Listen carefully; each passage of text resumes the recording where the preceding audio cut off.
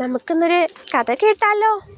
കഥയുടെ പേരാണ് കള്ളൻ കുടുങ്ങി. കഥ കേൾക്കാം. ഒരിക്കൽ കർഷകനായ കേശുവിൻ്റെ കാളയെ ഒരു കള്ളൻ മോഷ്ടിച്ചു. കള്ളനെ കണ്ടെത്തിയ കേശു പറഞ്ഞു, എൻ്റെ കാളയെ തിരികെ തരൂ.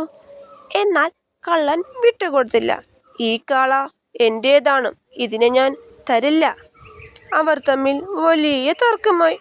ഒടുവിൽ ഗ്രാമത്തലവൻ വിഷയത്തിൽ ഇടപെട്ടു. കാളയ്ക്ക് രാവിലെ എന്താണ് തിന്നാൻ കൊടുത്തതെന്ന് രണ്ടുപേരെയും പറയൂ, അദ്ദേഹം ആവശ്യപ്പെട്ടു.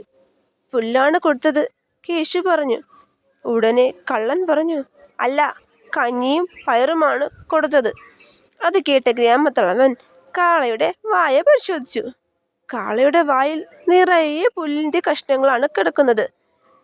കണ്ട ഗ്രാമത്തലവൻ പറഞ്ഞു, കാള കേശുവിൻ്റേതാണ്. ഗ്രാമത്തലവൻ കള്ളനെ കൈയോടെ പിടികൂടുകയും ചെയ്തു. നിങ്ങൾക്ക് ഈ കഥ ഇഷ്ടമായോ? ഇഷ്ടമായാൽ വീഡിയോ ലൈക്ക് ചെയ്ത് സബ്സ്ക്രൈബ് ചെയ്യൂ.